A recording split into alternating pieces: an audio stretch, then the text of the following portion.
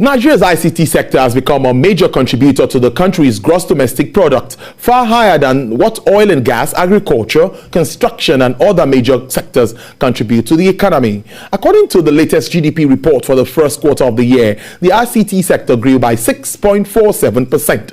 making it the fastest growing sector of the Nigerian economy. However, the recent restriction by the federal government on Twitter, a leading microblogging platform, has begun to take its toll on Nigeria's fragile economy, leading to a loss of 7.5 billion naira in the past 3 days. According to the reports, for every hour Twitter stays blocked, Nigeria loses 90.7 million naira, as an estimated 39.6 million Nigerians with Twitter accounts have been disconnected over the past 31 hours as of 7 a.m. on June 6th, which comes to at the cost of 2.8 billion naira.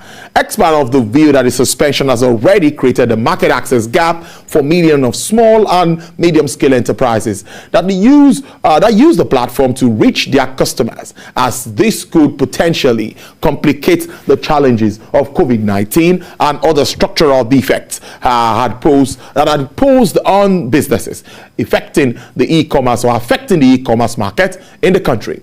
The estimate is also about $12 billion US dollars.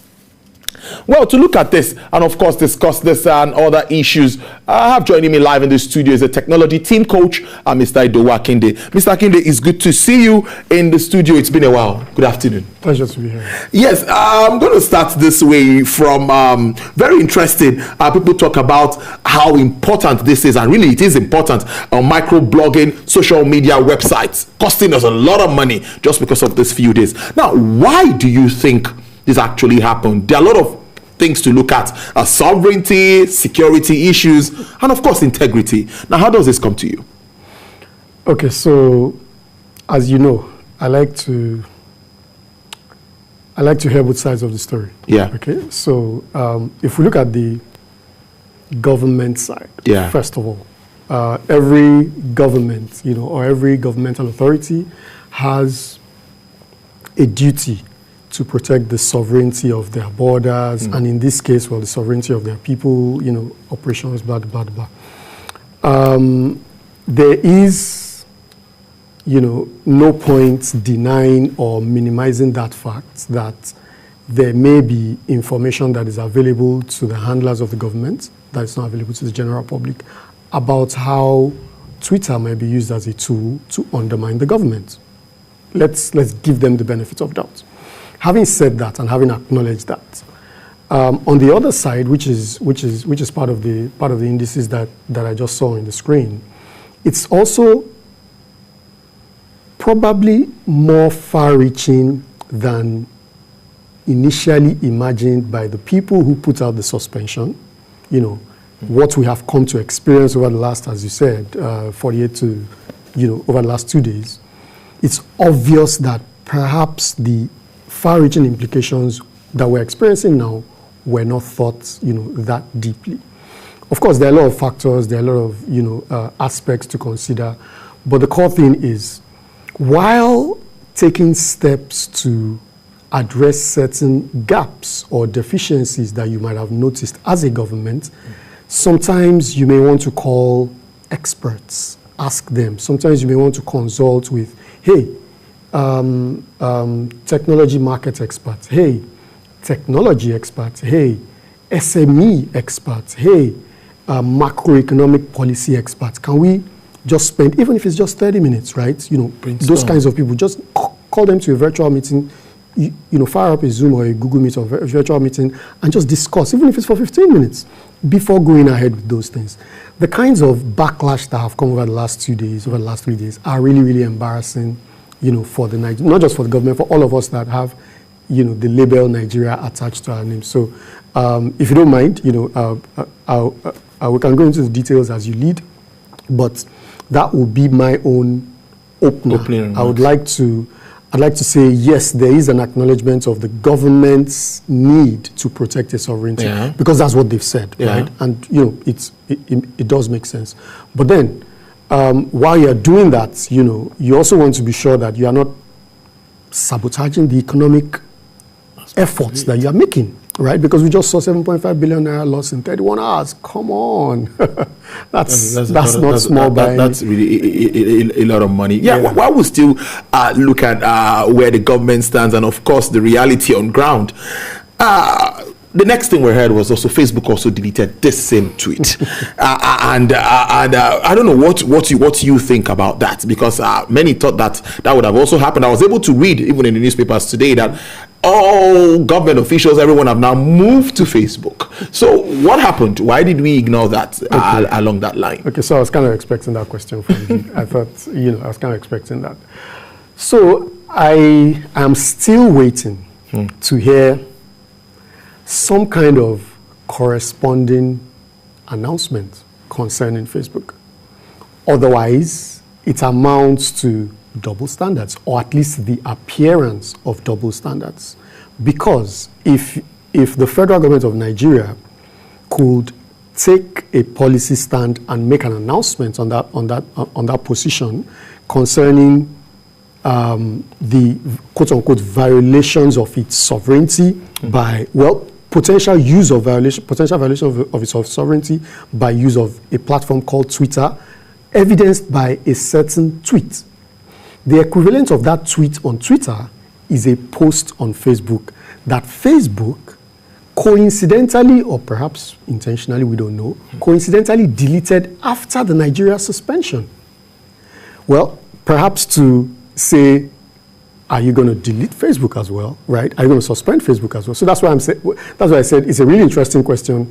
And if you are the drama liking, if you are the type that likes drama, we are really, really waiting for what's going to happen. The reason being that unlike Twitter, Facebook's influence on the Nigerian economy is much more than Twitter. Twitter has perhaps maybe 5 million, perhaps.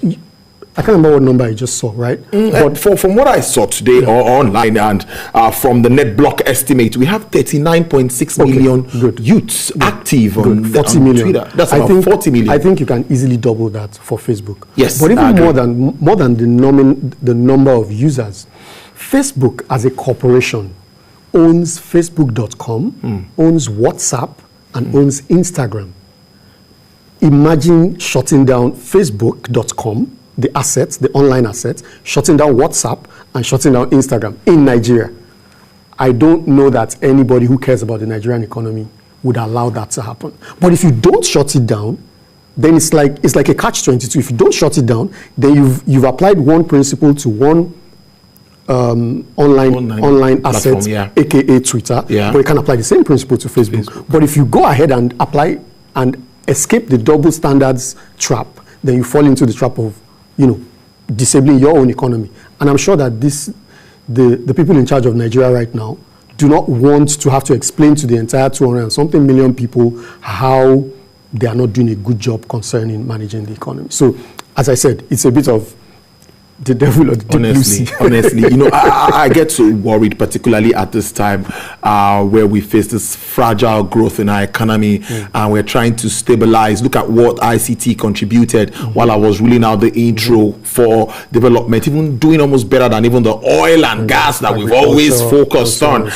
So now let's look at the effect now, because I have friends, I know people, influencers, digital marketers, that they're always online, they use the Twitter platform and all of this. Now, millions of small businesses are here. What do you think will be happening or running through their minds at the moment? Well, I mean, everybody was just as confused, right? People have done a lot of analysis, right? As they say, beer parlor analysis. Yes, right? People have done a lot of that because nobody really expected it, right? So people are wondering, is it a ban? Is it a suspension? Is it a restriction? We've heard all sorts of terms used, right? Because people are trying to figure out, is it a ban?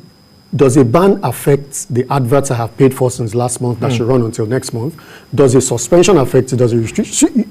So first of all, there are the advert by. Well, first of all, there are the people who, like the digital marketers, who help other people or businesses establish a web presence. In other words, they sell advert slots to those people. So there's millions of digital marketing companies, all over Lagos.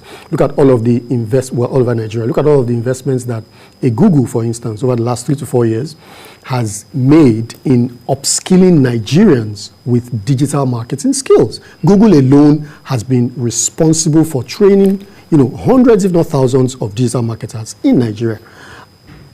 All of those guys have outlets, and they're using Google, Facebook, Twitter. A suspension means they've been out of work, they've lost revenue over the last, say, 48 hours. Now, that's the first layer. The second layer is the people that they sell those adverts to.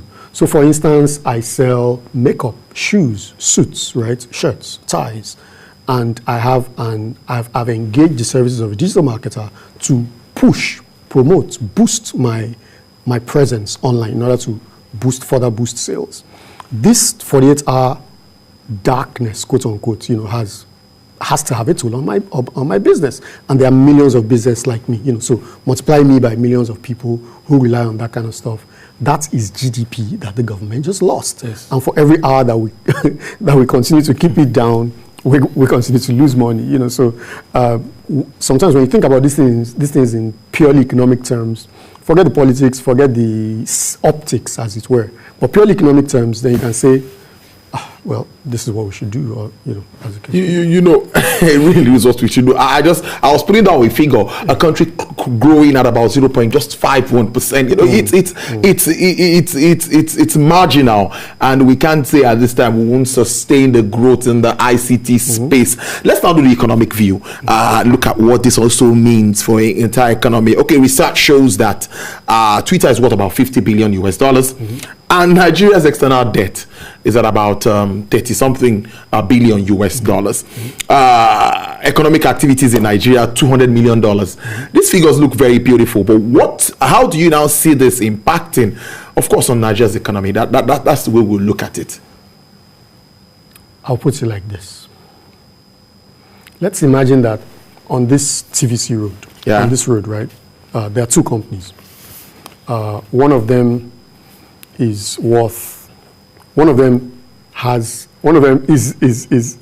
in deficit to the tune of about 30-something billion. Let's just say, to be polite, let's just say $30 billion. Okay. The other one has positive net assets. Positive. The other one, the first one we described is in deficit, which is negative assets, right?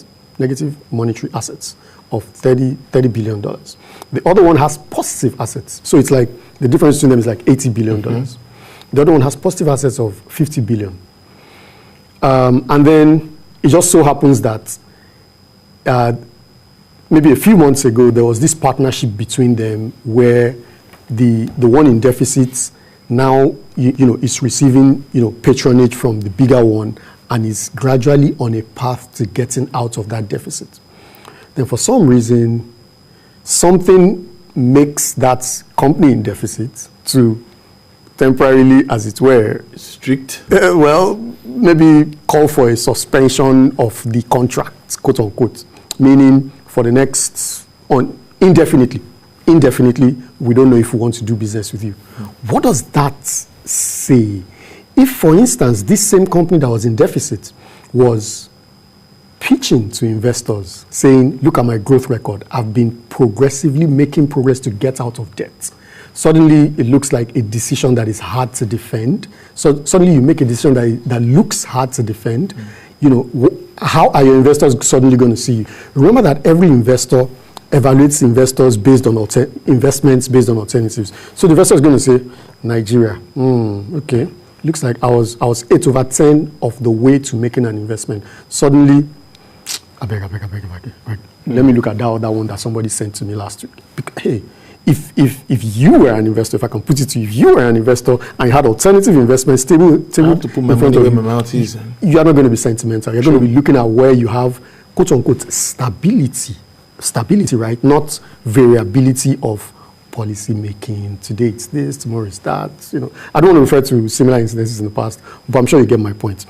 I think that these things do not look. Some of what I'm saying is that they don't look good on us, especially to the foreign investor community. Yeah, I wanted to ask you that question. How will this, the impact on foreign investments at this time where even our stock market is bleeding so badly. Marginal profit is what we see, and we need investors to come in. So ease of doing business is also on one side, and we keep wanting invest. Look at what happened with the office, site in the office in Ghana. Some say maybe that was the reason why that even happened. So you can see it's looking like our environment is not as conducive as it's perceived to be. It's interesting that you talk about the siting of the office in Ghana.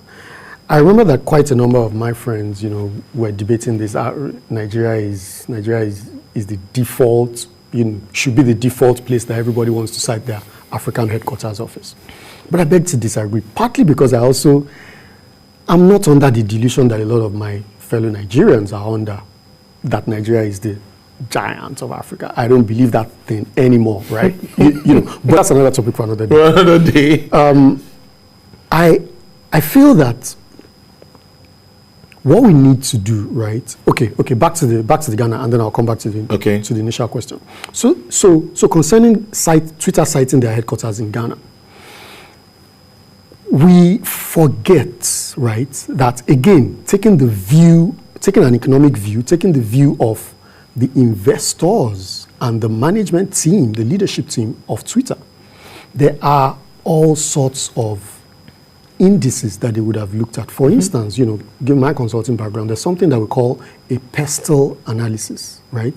Which is an analysis of the environment around which a business operates, or in the case of an investment, around which you want to cite a business. So Twitter wants to cite their headquarters in Africa. They're going to think west, east, south, or north, first of all. Okay, it looks like west, right? Maybe they've eliminated the other three. It looks like west, Nigeria, Ghana, and then they're going to take a lot of indices into consideration. Access, infrastructure, access, stability. So PESTEL stands for political, environmental, I forget right now, social, technology, legal, and I forgot the last one. But those are like templated columns or areas to analyze when you want to cite that. Coming back to the question about FDI. For me, like I said earlier, it's more about thinking strategically about where we want to be. Okay, if I had the ear of the Honorable Minister, I would have advised, immediately that thing came out, by all means possible, it doesn't matter if it looks like a saving face, please reverse it, right? Because if you look at the youth, if you look at the demographic constitution of Nigeria, everybody, especially, this was made very popular during the last election cycle. Yes. Nigeria is a youth, Nigeria is 70% youth. I'm not even a youth, because as they say, youth is 35 years and below, right? Technically, as young as I think I look, right? I'm not even a youth. But the point is, if 70% of 200 million people are 35 years and below, and they are the ones that are, if I go and write rubbish on Twitter, they will take me apart, right? Without any mercy, without even giving you a breathing space. Therefore, the government, even though the demography of people in government is not reflective of the larger society, right? That's 200 million population. Then the government needs to start to find ways to channel the opinions and the aspirations and the wishes of those guys into their policy making. This apparent trend, I deliberately use the word apparent, right? Apparent. This apparent trend of taking decisions that appear hasty. I don't want to refer to specific incidents, but this apparent trend of taking decisions that appear to be hasty, and then they look like they weren't properly thought out, does not look good to the foreign investment community. Beyond Twitter, Facebook, and other global corporations, especially tech corporations that have investments in Nigeria, there are many more that have not yet looked at Nigeria, but would love to invest in Nigeria. Look at what's happening in the tech startup space. A lot of people are pouring billions of dollars of capital into Africa and Nigeria. They would love to do more. But this kind of signals sometimes, I'm sure that we would have lost 2 or 3 at the very least. in the last 2 days. It's worrisome. Time fast spent. But wrapping up, what's your outlook as we move on? Gradual recovery from COVID. Hopefully, this is resolved. What's your outlook for the sector? Well, I remain the incurable optimist in I am actually in the potential for Nigeria's youth, right, to generate enough economic activity to take Nigeria back to that position. Okay, but that depends on activating this youth demography. Again, I hate to have to sound like a broken record. Whatever government is in power from now till the next, maybe 20 years, needs to deliberately engage the youth. This policy, this governmental position of we are the ones in power, you guys must comply whether you like it or not, is not going to help the country. Thank you. It's a good way to leave it. You've heard it from technology team coach Mr. Dewakinde. Thank you very much for spending your Monday afternoon with us. I really appreciate this, and my team does too. Thanks a lot. Thank you so much. But